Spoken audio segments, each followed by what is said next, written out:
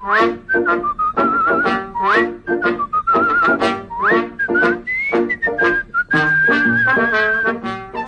by H.G. Wells, dramatised by Micheline Wander, music by Alona Sekat, with Mark Straker as Kipps, Catherine Hurlbert as Helen, John Hollis as Kipps' uncle, and Paul Daneman as H.G. Wells, the storyteller.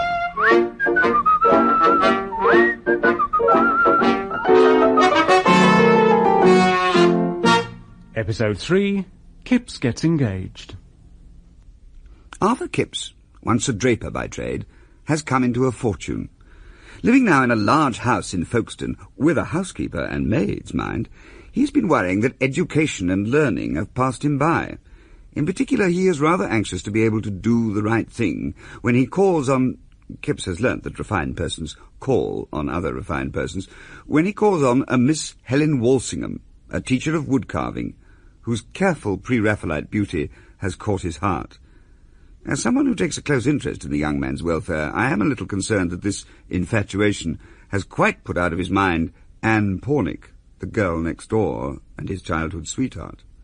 Still, Anne has gone into service somewhere, and Kipps is ignorant of her whereabouts, so I shall not judge too harshly. My name, by the way, is H.G. Wells. I am what Mr. Kipps would call a Norther.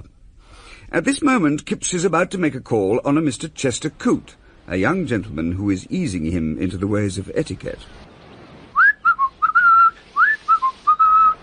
You look very smart today, Mr. Kipps. Oh, hello, Mr. Wells. Do I really? So very much. A very smart silk cravat, if I may say so. Puce, is it? It was clean when I put it on. No, I mean the colour. Sort of red, I reckon. Never mind. Now, are you very clear about what you must do upon calling? Knock on the door. No, I mean, should there be no one at home, you will have to leave a card. Card? You mean... Yeah, I've got a pack of cards at home. But why should I want to leave playing cards? A calling card. A card with your name on it. With your compliments. Oh, Lord. Oh, dear. What am I going to do? Well, it seems a shame to waste your cravat on the world, should you decide to turn back. Let's see at first if anyone is at home. Fortunately, we're nearly there. Yeah, but we're right outside it. Yeah. Well done. Off you go. Do I knock double or single? Neither.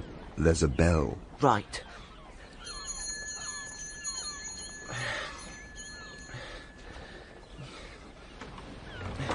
Yes, sir?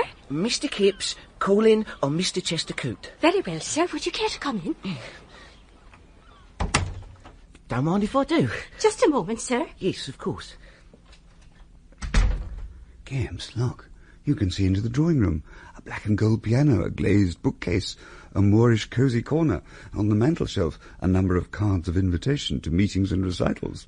Yeah, Mr. Wells, what's that? That's a bust of Beethoven. Just look at all them pictures.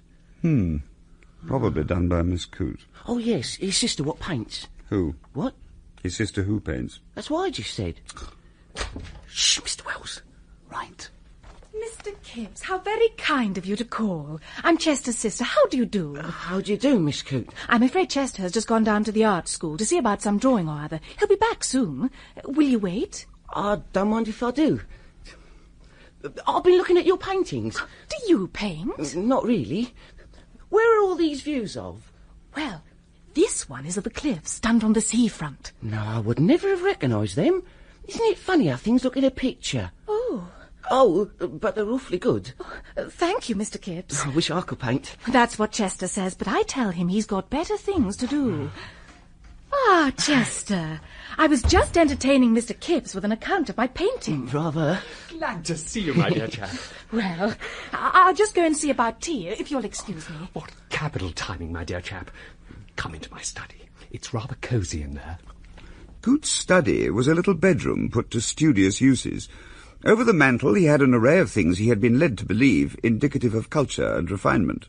A Swiss-carved pipe with many joints, a phrenological bust, a picture of Watts' painting Minotaur.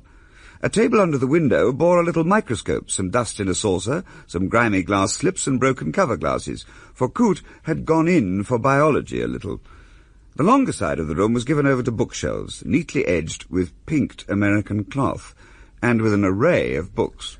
Lord, what a lot of books you've got. Oh, yes. Here, why have you got lots of copies of the same book? That, my dear fellow, is the Encyclopaedia Britannica. Ah. Then there's Tennyson, Charles Kingsley, Rossetti, some H.G. Wells, modern writer, and this is a photograph of Amiens Cathedral.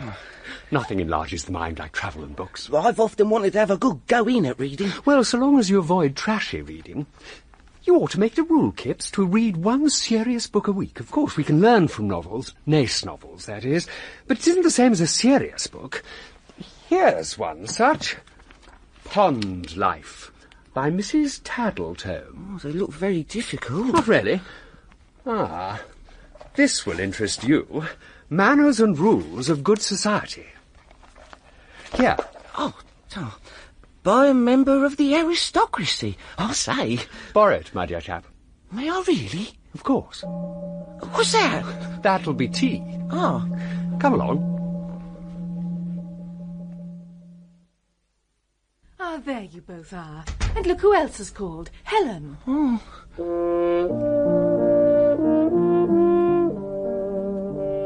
Here was Helen Walsingham, solid and real, the easy flow of the dark hair back from her brow, over her ears, the shapeliness of the white hands that came out from her simple cuffs, the delicate penciling of her brow.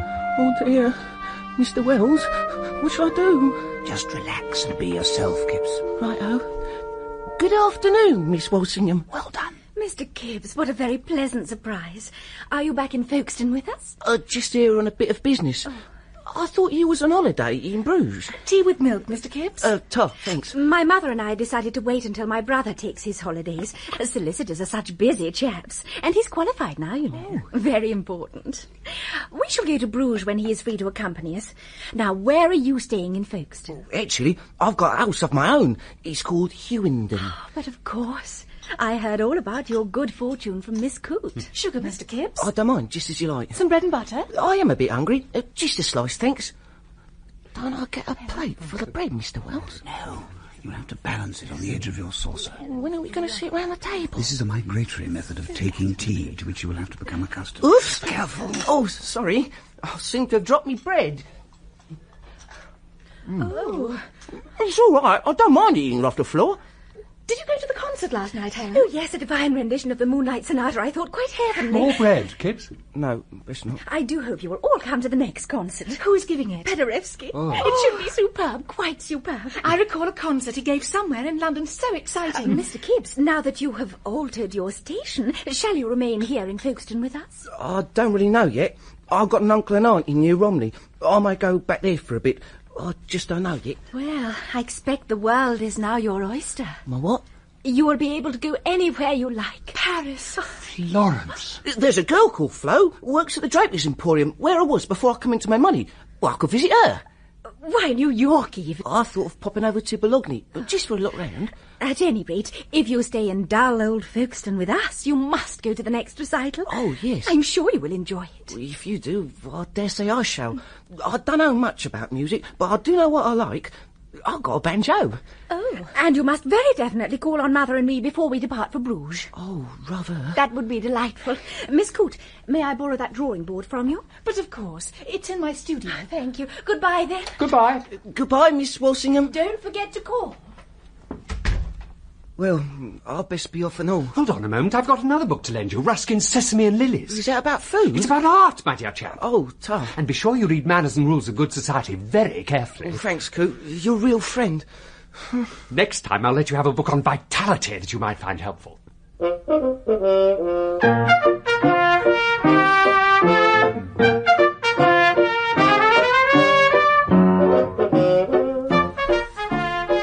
On his way home, Kipps began to wonder about the precise effect of his behaviour at tea on Miss Walsingham.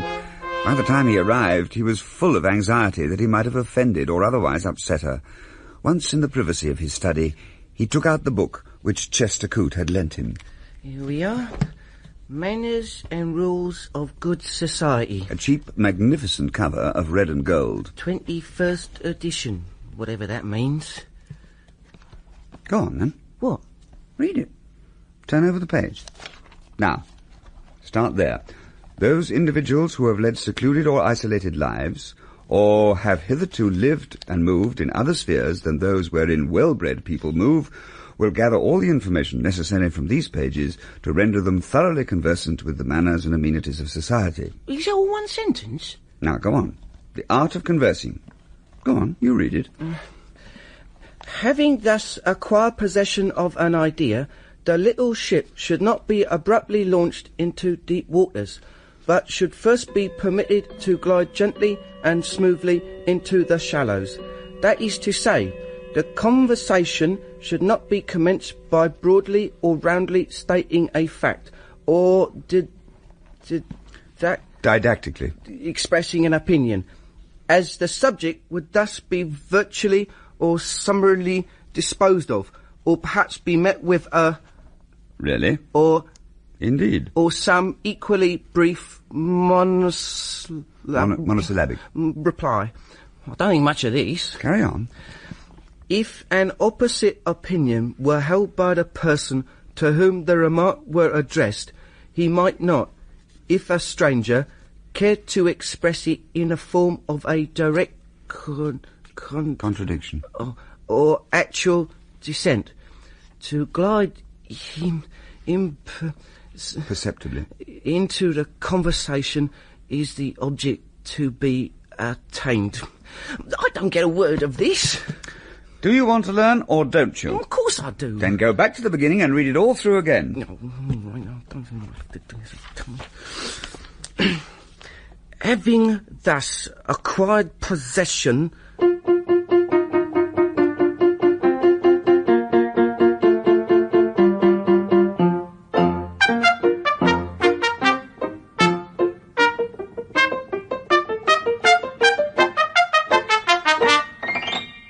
When Kipps finally made his call on the Walsinghams, it happened rather differently from the prescriptions set down in Manners and Rules. So differently, indeed, that he was rather lost from the outset. Instead of the footman or maidservant, which the book had said was proper to these occasions, Miss Walsingham opened the door to him herself. Mr. Kipps, what a pleasant surprise. I thought I'd call. Oh, do come in. You won't think it unconventional of me to invite you in. Mother is out just at the moment. I don't mind, if you don't mind. The Walsingham dwelling struck Kipps as being smaller and rather less emphatically coloured than that of the Coots, and in which, at first, only a copper bowl of white poppies upon the brown tablecloth caught his attention. I've told Mother all about you. Oh. She'll be delighted to meet you. Come into the drawing room. I'm looking forward to meeting her. Well, she's gone out to make some duty calls. I didn't go. I had something to write. I write a little, you know. Really? Oh, it's nothing much. One must do something. What do you think of our view, Mr. Kipps? We look straight onto the square. It's pleasant in early spring, like bright green laid on with a dry brush, and it's very pleasant in autumn. Oh, I never thought of it like that. The colours and that. Yes, I like it. Oh. Is that your garden out there? It's only a little garden. Are you interested in gardening? Well, I grew a penn'orth of nasturtiums once in my uncle's dustbin. We've just got that little patch of turf and my narcissi and yellow wallflowers. It's nice. It's small, but this is the day of small things. Oh. If you were writing when I came in, I must be interrupting you. Oh, no, I'd finished. Were you making up something? Well, I try quite vainly to write stories. One must do something. I don't know whether I shall ever be any good at it. It seems so hopeless. And, of course, one must study the popular taste. Yeah. Well, now my brother Henry has gone to London, I get a lot of leisure. He's luckier than I. He has a chance. Is he a good solicitor? Oh, excellent. He's frightfully clever. He's involved with so many people and ideas. Oh. No doubt he has a wonderfully busy life in London. Well, you got your woodcarving classes and things. They ought to satisfy me. But they don't. I suppose I'm ambitious, but I've never had much of a springboard. I should think you could do anything you wanted. As a matter of fact, I can't do anything I want to. But you've done a great deal. What have I done, Mr. Kipps? Well, Chester told me you passed one of these university things. Oh, I matriculated. Well, I should think I was no end of a swell if I did that. I know that for sure. Mr. Kipps, do you have any idea how many people matriculate into London University every year? I don't know. Between 2,000 and 3,000. Well, do you think how many don't? Oh, they don't count. Oh. The fact is, I'm a discontented person. Folkestone is simply a seafront. it values people by sheer vulgar prosperity. Now, Mother and I are not prosperous, and we live in a back street. I can tell you, it's a mercy we haven't had to let rooms. One simply feels one hasn't had opportunities. Oh, I understand that, all right. That's just it. No, I believe you could do anything you wanted to, if you tried. I watched you when you were teaching in that wood carving class, and you got something. Oh, it's very evident that you are one of those rare people who believe in me, Mr. Kipps. Oh, I do. I think... Helen, yeah? As Mrs. Walsingham appeared in the doorway, bonneted and ladylike, Kipps felt a certain apprehension. At first sight she appeared rather jaded and haughty, but then she held out her hand. He took it, and she responded to his touch with a friendly pressure. He felt a little less apprehensive. Just a little less apprehensive. Oh, there you are. Mother, look who has come to call on us. Mr. Kipps. How very, very kind of you, Mr. Kipps. New people rarely call on us nowadays. How do you do? How do you do? Have you had tea yet? Not yet, Mother. I'll go and see to it. It was nearly ready when Mr. Kipps called. I'm sure you can entertain each other. I say, don't trouble on my account. No trouble. I'm thirsty on my own account. Weren't you one of Helen's pupils? Yes. That's how I had the pleasure of meeting her.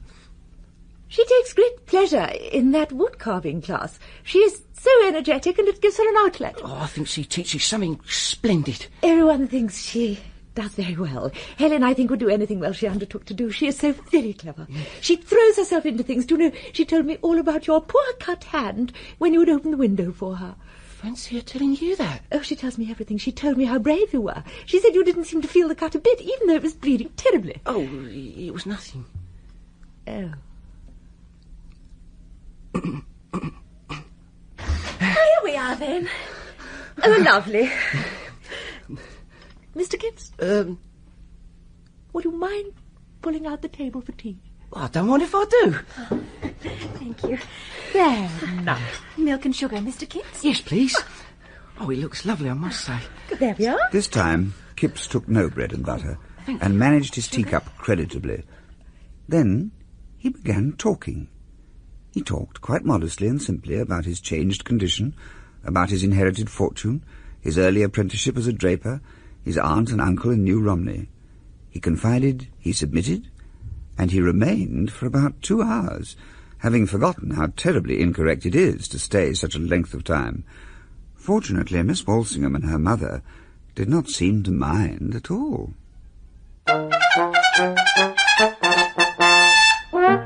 Within 2 months, a mere 53 days, Kipps had clambered to the battlements of his heart's desire. It all became finally possible when the Walsinghams decided not to go to Bruges for their holidays, but to stay in Folkestone. One day there was a water party organised by Chester on the nearby canal. Kipps had learnt to paddle when he was a boy, and it has to be said that Kipps did not paddle at all badly.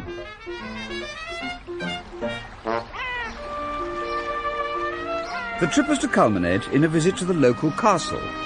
Kipps removed his jacket and rolled up his sleeves to take charge of the boat he shared with Miss Walsingham. Muscles hardened by lifting pieces of cretonne in his former place of work gave him a perfectly respectable figure. Also in the party were Chester Coote, Mrs. Walsingham, and Helen's brother, the young, successful solicitor down for the weekend from London. Here we are, everyone. Row to the bank, Kipps. Right, okay, old chap.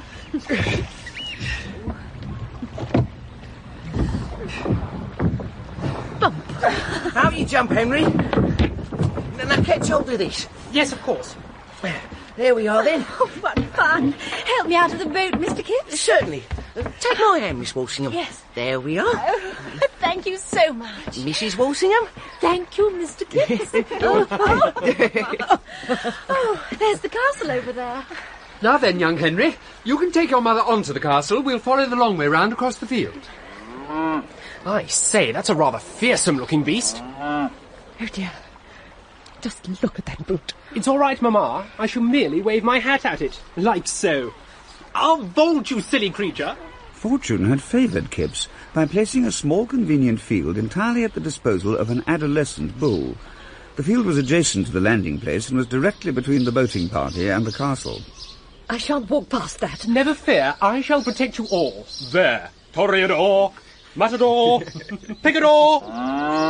Oh dear, it is rather large. He's only a little bull. I shan't walk past Oh, it. Mother, don't fuss. Mrs. Walsingham, may I escort you round by the park? Topping notion. Mr. Coote, how kind. Come on, Mater, we'll leave this stupid animal to get on with its dinner. You are making a fuss about nothing. Come along, then. Will you be all right, Helen? Oh, of course I will. Mr. Kipps is going to escort me. Aren't you, Mr. Kipps? Goodbye, dear. Bye. See you all at the castle. See you, bye. Bye. Goodbye. Oh, isn't he sweet? Hello, old chap. Perhaps he's not that sweet. Oh, he's only a little one. Come on, I'll help you over the stile. Come on. There we are. Are you sure? Of course I'm sure. Come on. Well, if you say so, Mr. Kipps. There's a good fellow. Easy does it. It was not an affair of the bull ring exactly, no desperate rushings and gorings, but the bull came resolutely towards them. Oh, Mr. Kipps. He regarded them with a large, wicked, bluish eye, opened a mouth below his moist, glistening nose, and booed and shook his head, and showed that tossing was in his mind. Oh, he looks awfully fierce. Just stay very calm, and we'll get to the gate. That's the ticket. That's fine. Come on. Oh, Mr. Kipps.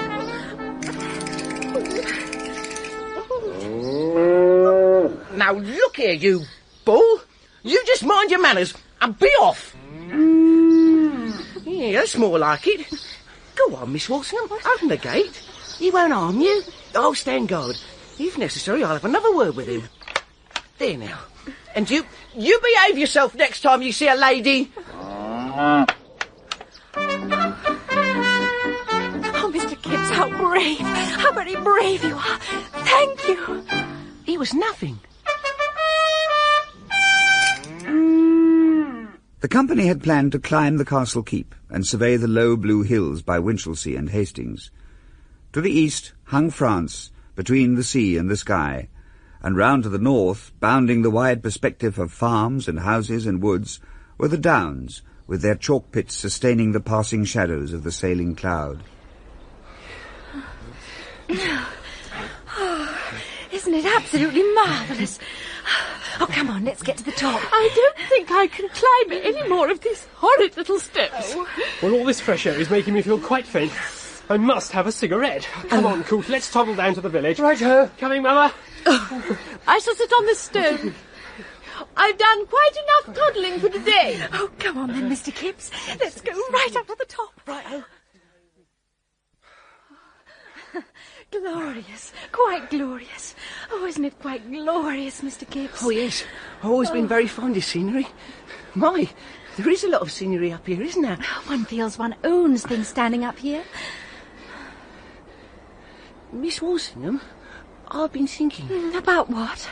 About names. Names? What sort of names? Well, Kurt was saying to me a while ago that perhaps my real name isn't spelt K-I-P-P-S, but C-U-I-P-S.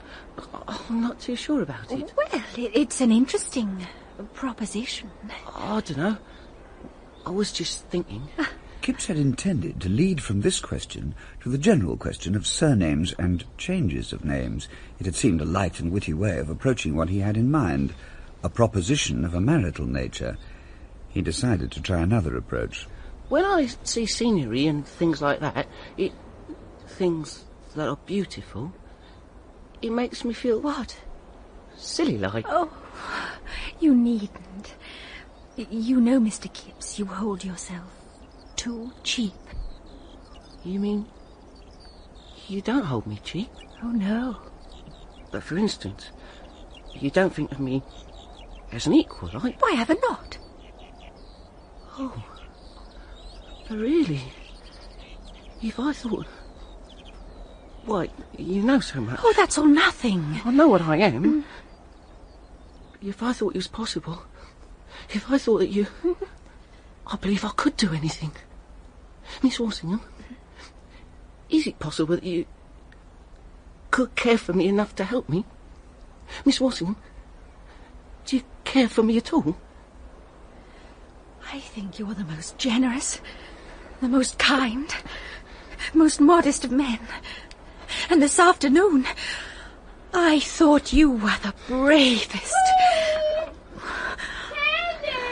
Oh, there's Mother. She's signalling. We have to go down. Yes, but you must know, Miss Walsingham. You must tell me. What? If you care for me. It was as if everything in the world was drawn to the breaking point, and in a minute must certainly break. Yes, I do know. Promise me something, Arthur. Promise you what? If I do not hold you cheap, you will never hold yourself cheap. If you do not hold me cheap? You mean... Yes, I hold you dear. Well, me? Yes, of course, who else? I mean...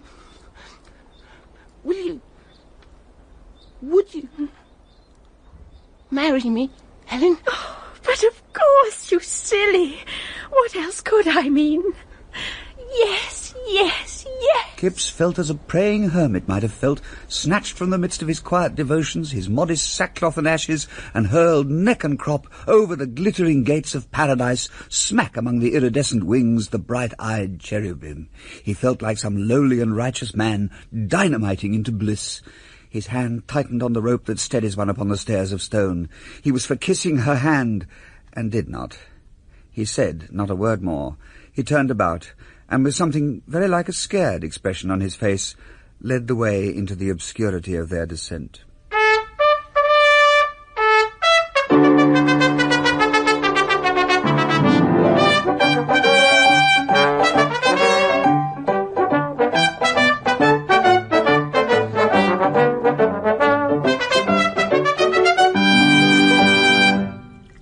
The tea was spread on a white cloth under the trees.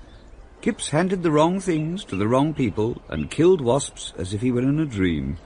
Helen was carefully not looking at him, but he knew that the goddess had come from her altar and had taken him by the hand. I say, Kipps, old man, snap out of it. Pass the sandwiches. Oh, perhaps in olden times they jousted here on the grass. These castles are such melancholy places, but I feel quite cheerful here with my children and our good friends. Oh, Mother. Do you know, Mr. Kipps, Henry's very like Helen. They're both so quick, so artistic, so full of ideas. Do you know, even when Helen was a little girl, she wrote verse. Well, I don't bother with versifying in London. It's just more and more clients. Henry is taking on more clients to solicit for every day. I don't think that's quite the right word, Mother. But I am looking for clients, that is true. How about you, Mr. Kipps? Need a solicitor? Well, I've got one. Watson and Bean. Old Bean, in fact. But he's a bit of an old cove. I'll say. An old has-been. Oh, Henry. I must say, I wouldn't mind someone a bit nearer my own sort of age. Done, Mr. Kipps. I can tell you're an honest man. I would be delighted to take you on. Do you know, Mr. Kipps, there are bright days and dark days, and mine have not always been bright. Until today. I know just what you mean, Mrs. Walsingham. As the afternoon continued, Helen now and then threw a private glance across at Kipps. When they all went home, the sky was a vast splendour, and close to them were the dark, protecting trees and the shining, smooth, still water. Behind Kipps was money and opportunity, freedom. He was indeed at his heart's desire.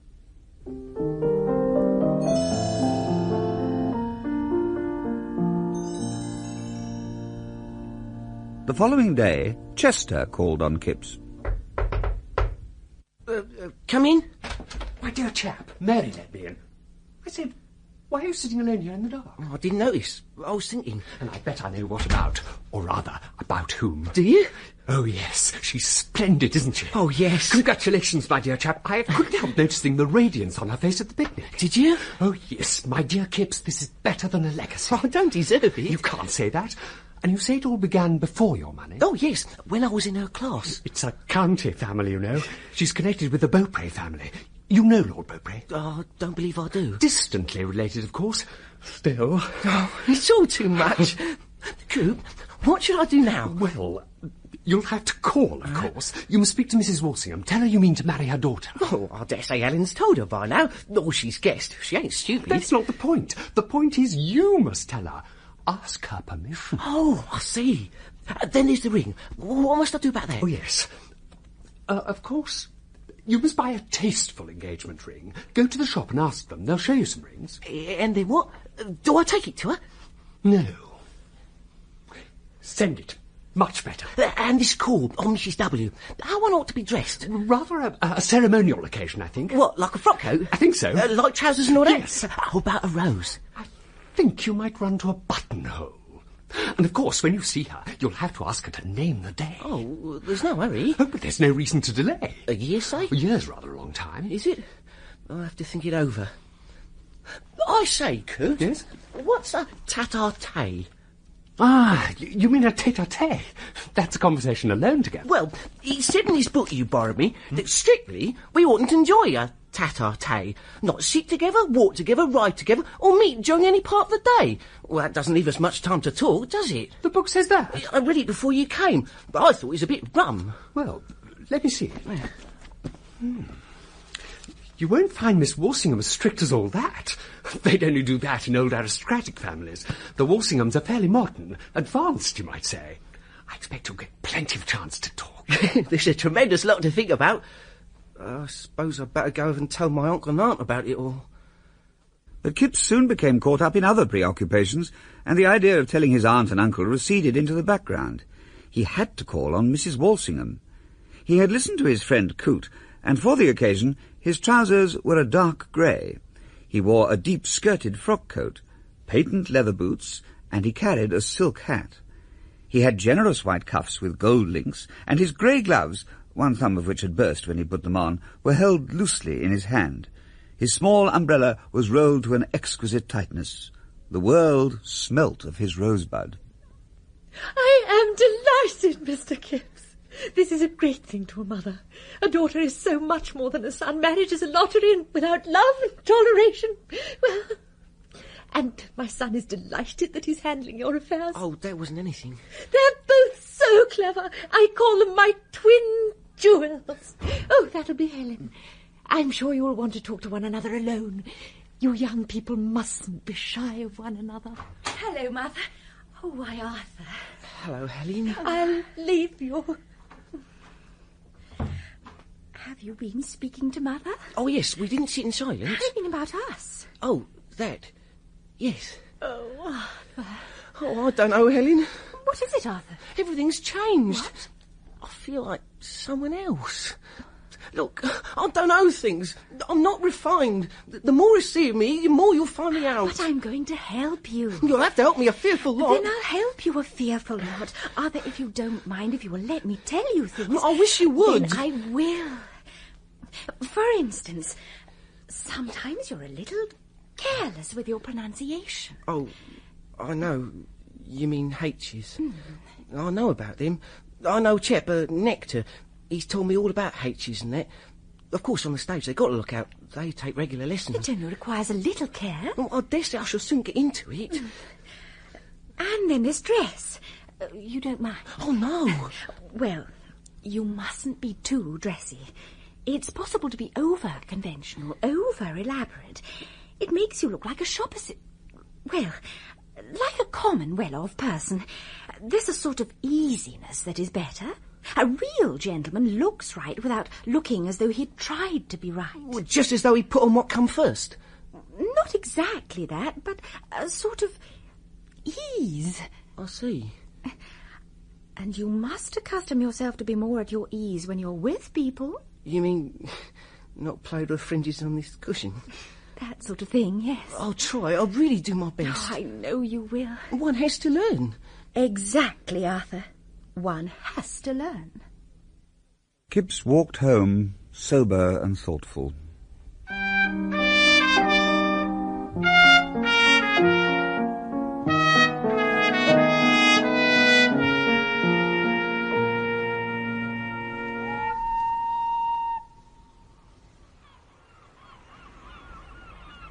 Mr. Kipps? What?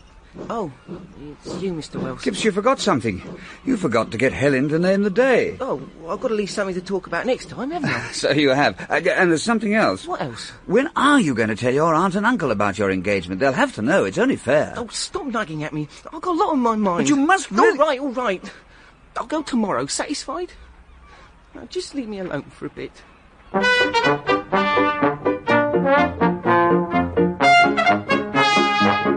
The following day, Kipps dressed with a certain quiet severity and meditated over his kipper and bacon. Then, after an early cold lunch, he proceeded to hire a motor car and a driver. He purchased a cap and coat, and thus equipped, he entered the motor car to drive to New Romney to visit his aunt and uncle.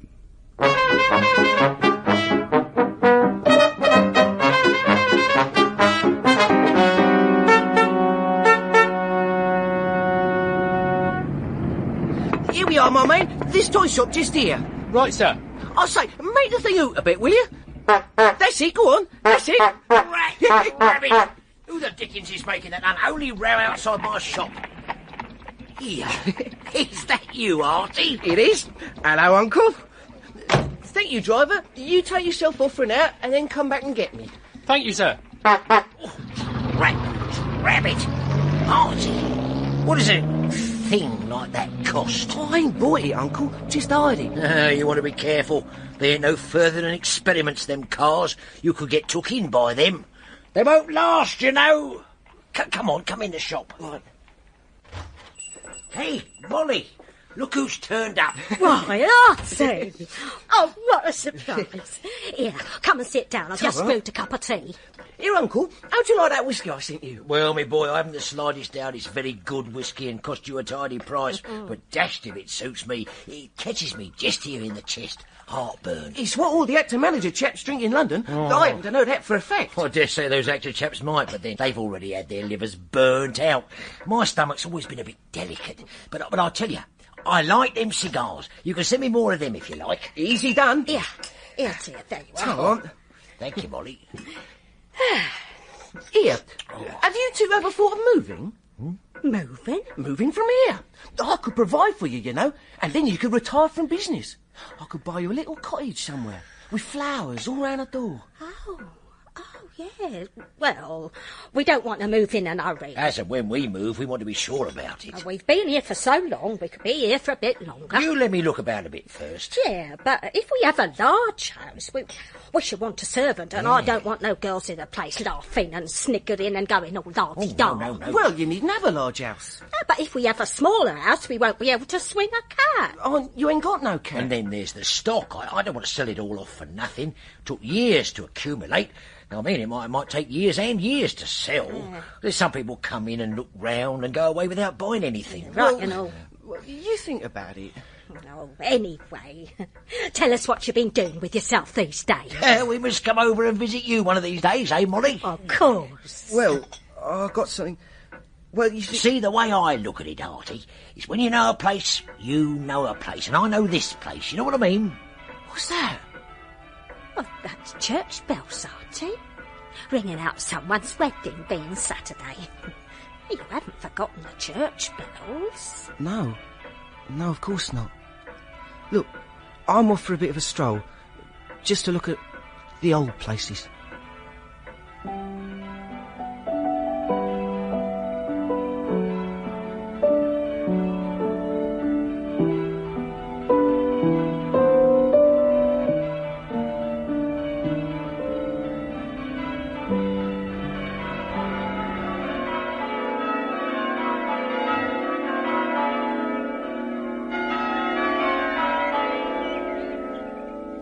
Does this remind you of being young? Oh, yes, Mr. Wells. Playing by the church, chatting to... To whom, Kipps? Oh, nothing, nobody. You're not thinking of young Anne Pornick by any chance? No, I ain't. She belongs in the past. Here's someone else from the past. I say, Artie? Aunt Kipps? Well, I never... Oh, Sid Pornick. I ain't seen you since I was 14. How are you, me old mate? I was just this very moment wondering if I'd ever see you again. Oh, I turn up, eh? How are you, old chap? All right. Actually, I've You been... aren't changed much. Aren't I? I knew directly I saw you. Even with all that funny hat and coat on. Yeah, you got moustache. I have. You having your holidays? Well, partly, but actually I'm taking a bit of holiday. The fact is, I have to give myself holidays these days. I've set up for myself, you know. What, down here? Oh, no fear, I'm not a turnip. I've started up in Hammersmith. Manufacturing. Drapery? No, engineer. I manufacture bicycles. Bicycles? Well, I'm learning to ride a bicycle. Oh, well, I've got just the thing for you. Here, have a handbill. Oh. That's my mate there. Yeah. It's called the Red Flag. I've got a transfer with my name on it. Best machine at a democratic price in London. Yeah. No guineas, no discounts, honest trade. I build them to order. Really? I made 17 so far. I'll come down here to visit Mother now and again. You married, Kipps? Well, no, not yet. Oh, I am. Married these 2 years. Got a nipper. Proper little chap he is. Gosh, actually, I got engaged day before yesterday. Oh, who's the fortunate lady? Solicitor's daughter, in Folkestone. Rather a nice set. Related to the Earl of Beaupre. Ah. See, I've had a bit of luck, Sid. Been less some money. Have you? How much? £1,200 a year. 12? Well, I never. My grandfather it was. I hardly knew I had a grandfather. 1,200 a year? Approximately. Well, that's a blooming stroke of luck. I'm glad for you. Better you than me, though. I don't envy you. I couldn't keep it if I did have it. Why not? I'm a socialist, you see. I don't hold with wealth. What is wealth? Labour robbed out of the poor. I don't get it. But when you look at it rationally, the present distribution of wealth is damn foolishness. Here, you have a job, you Kipps, and you get paid hardly anything. Then suddenly you get 1,200 a year. Yeah? Oh, it's not your fault, old chap. It's the system. Still, better you than most people, eh? Here. You'll be a swell, Kipps. Oh, I shan't. You can't have money like that and not swell out. You'll soon be too big to speak to a mere mechanic like I me. ain't that sort, Sid. You know me. Money will be too much for you. And besides, you're caught by a swell already. The girl you're going to marry. Oh, you don't know her. She's not like that at all. Hey, Kipps, old chap, fancy you being rich. Here, do you remember this? What? The original Hero War card. Hey, remember that old wreck on the beach that we used to play in? No. Here, Sid, how's your sister Anne? Oh, she's all right, I expect. Where is she? In a place. Ashford, actually. The fact is, we ain't been getting on too well. I don't hold with service. We're common people, I suppose. I just don't like it. I don't see why a sister of mine should wait at other people's tables. No. I raced her once. She didn't run bad for a girl. I wonder what you'll do with all that money. Well, what would you do? Well, now, it's no good giving it to the state. I might start an overnight profit-sharing factory, perhaps, or a socialist paper. We need a new socialist paper. Oh, dear. I'd best be getting back. I hired a motor car for the afternoon. It'll be waiting for me. How much it cost you? £5. £5? Keep 5 families for a week? Well, come and have a look at it, at any rate. Oh, well, I don't mind if I do. Just before I catch the train back. How fast can it go? Oh, looks good enough. Here's your coat, Artie. And your goggles. There. Hi. Real fur, is it? Of course. It gets very nippy sitting with the wind whistling past you. You don't need all this gear on a bicycle. Oh, but you've got to work on a bicycle. It keeps your mind occupied, that does. Oh, I must say, the motor's not bad. Well, I wouldn't mind having a look at this motor in my workshop. On my word, Artie, I've a good mind to come with you. Do you want to come for a ride, then? No. No, it's too late, Artie. Some other time. Right, then. Well, I'll be off. Goodbye, then. Bye, lad. Bye, love. Take care of yourself. Right, sir. Bye. See ya. Oh, say.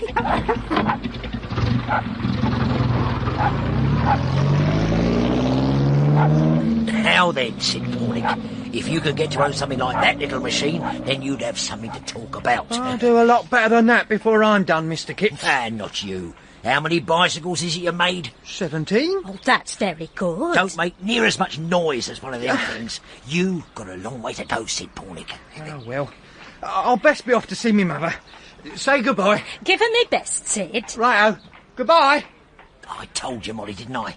Them Pornicks would never amount to much. Show a bit of charity, eh? Only if you got some tea left. Come on. Here, get away. As he was being driven back to Folkestone, Kipps remembered a sudden glimpse of Anne Pornick as she had been when he told her how lovers gave each other tokens, and the memory was so strong, so bright, that it seemed to breathe before him. Hen, I've got this idea. I read in a magazine, Tidbits actually, that lovers give each other tokens. What's a token? Well, you take something and divide it in two. Like you might take sixpence and break it in two. Well, why should you do that? It's no good if it's broke. You divide it in two and then you keep one bit each. Well, that's what a token is. Why on earth didn't you tell your uncle and aunt? But tell them what, Mr. Wells? About your engagement, of course. Oh, I don't know. I just somehow didn't. Have you had your first inkling of certain incompatibilities lying about the course of true love? You what? Well, let's put it this way. Being engaged to Helen is sane and excellent in Folkestone, but might be regarded with suspicion in New Romney. Well, I don't know. Getting cold feet? Oh, no. But I'm really proud that someone like Helen likes me, because she does. She kissed me 3 times on the forehead the other day. I didn't kiss her, mind. But then, I didn't kiss Anne Pornick, neither.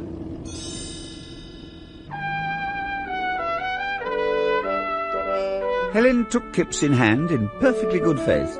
She told him about his accent, his costume, his bearing, his way of looking at things. She found his simple willingness to listen a lovable thing. There was, it must be confessed, a touch of motherliness in her feelings towards him. Kipps' education continued without pause, at home, out walking, and in cafes and restaurants. No, really, Arthur, I don't think you should sing to the banjo. But I like it. Anyway, Buggins said... Who is Buggins? Chap I used to work with in the shop. What ho, Kipps! Hello, Chitlow. Thought it was you, old chap. Where the devil have you been hiding yourself? Chitlow, this is Ellen, Miss Walsingham. How do you do, Mr... Chitlow, my dear, at your service. Oh. Here, Kipps, your ear for just a moment about that play. What play? My play, what I wrote.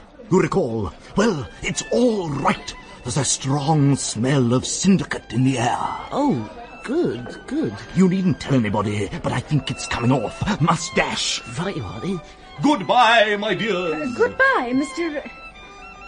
Arthur, who was that? That was Chitlow, sort of a friend of mine. Ran into me once on his bicycle and we got talking. He's an actor chip.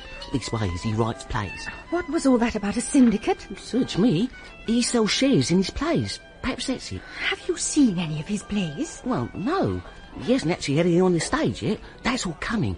I bought a quarter share in his play for £100. It's a gold mine, he says. Arthur, you must promise me something. What? Promise you won't do anything without consulting me. Like buying shares in plays and that sort of thing. Well, in a sort of way, he did help me to my money. He pointed out the advertisement in the newspaper, telling me there was something to my advantage. One can't know everybody you know. Which reminds me, I think we should do a little work on the elusive aspirate. The what? Your H's. Oh, I've got a lot of difficulty with them, you know. Like with has he. I should say has he, shouldn't I? But what's the difference? Well, has is a verb and as is a conjunctive. I know that, but when he's has a conjunction and when he's is a verb. Well, it's has when one means one has, meaning having. But if it isn't to do with having, then it's as. As, for example, one says he has. Oh, I mean, he has. But then one says as he has. Oh, I see. So I ought to say has he? No, if you're asking a question, you say, has he? I mean, has he? Oh, Lord. Right, now I've got it clear.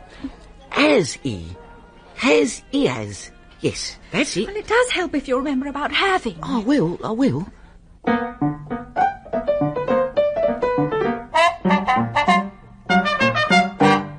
Miss Coote, sister of his good friend Chester, specialised in Kipps' artistic education. Mr. Kipps, do look through this book of the 100 best paintings in the world. I say, that one's rather nice. That little thing there, that colour picture. That's a print. A colour print. Oh.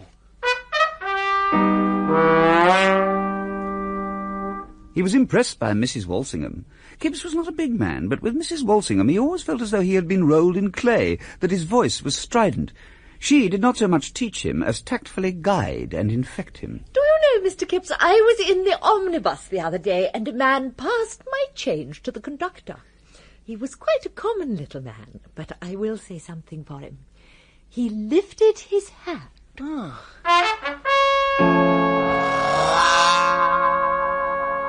Helen's brother's share in the educational syndicate was just as important. You order hock for lunch and sparkling roselle for dinner. And make sure you get these cigarettes with gold tips. Don't pay more than a penny a minute for a hansom cab. Don't talk like a fool on the train. Sit quiet and thoughtful. Oh, it will be jolly when you come up to London.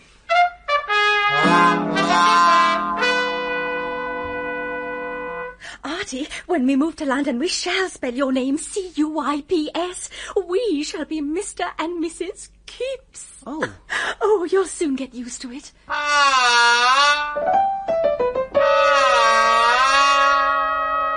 So in their several ways, they all contributed to enlarge and refine and exercise the intelligence of Kipps. And presiding over all these influences was Kipps' nearest friend, Chester Coote, a sort of master of ceremonies. One day, walking in the park, he launched into fulsome praise. You're improving daily, Kipps, my dear fellow. Thank you, good old chap. You're pretty well completely a gentleman now. You know, we took you up just in time. You'll soon get sang-froid. I hope so. Next year, perhaps, if there's a good extension literature course, you should go in for that. Savoir-faire is more than half the secret of sang-froid. Oh, dessert. You see, there are the big people, and the modest, refined, gentlemanly people like me, who may dabble in the professions. There are lords and there are gentlefolk who have to manage, but they can all call on one another. They constitute society. Of course, down here in Folkestone one doesn't see much of it, but there is still local society, and that has the same rules. Liver! Kipps! I say, Buggins, it's Kipps! So it is. Hello there, Kipps! Who on earth are they? Buggins and Coleshaw, from the clothing emporium where I used to work before I come into me money. That man is smoking a briar pipe. I'll leave them to you. Evening, Kipps! Hello, Coleshaw and Buggins. You're a proper gentleman in them clothes. Enjoying it, are you? It's all right. How about you? Oh, holidays next week. If you don't look out, I'll be on the cotton on before you, eh? You going off to Bologna, then? Rather. Parlez-vous, Francie? You bet. Come along, Kipps, old chap. Oh, I say, Kipps, if you've seen anything of her ladyship lately, she was along with Sir William in the shop and she asked to be remembered to you. Sir William suffers a lot from his gout, don't you know? Come along, Kipps. We ought to be moving on. Oh, sorry, sir. Didn't see you there. Got an appointment? In a manner of speaking. Oh, we should come along with you. Some company. Coleshaw. We're late, Kipps. Oh, well, we won't keep you, will we, Buggins? Oh, I'm so sorry. Did I flick some ash on your sleeve? How clumsy of me. I don't think we're at all in need of your society, thank you very much. Come along, Kipps. I think that was the most awful cheek. I expect it was. Charitable as one is, one must admit that there are people who do things, impossible things. These people must be cut. The cut in society is no joke. It's excommunication. It is so tragic that entire novels have been written about it. You will have to cultivate a certain distance. It's difficult, I admit, but you will have to lose certain old friends. The true gentleman, you see, Kipps, is patriotic. He lifts his hat to the national anthem. He does not talk of passion, finance, politics, birth and death. I see. Profundities. Get me? One does not talk, but on the other hand, one is punctilious to do. Remember this, Kipps. I will. The whole event in the park was an interesting little object lesson, and it stuck in the front of Kipps' mind for a long time. He was so preoccupied that when later that day he went to hear Helen playing Beethoven's sonatas, he forgot to say how perfectly lovely the music was. He felt as though he had struck Carshot and Buggins in the face, in circumstances that gave them no power to reply. He felt disturbed, uneasy. He loved Helen. He had entered society. But he could not quite forget Anne Pornick, Sid Pornick, Carshot, and Buggins, all his oldest friends. Perhaps one day he would.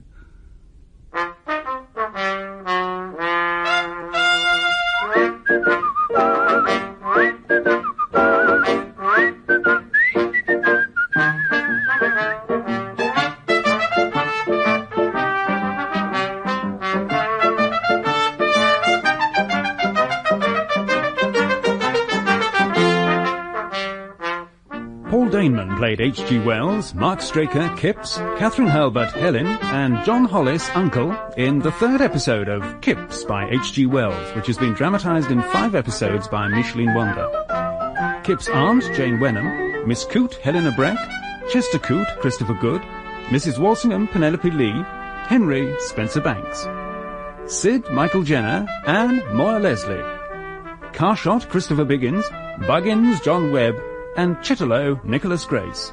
The music was composed by Ilona Sekach. Kipps was directed by Martin Jenkins.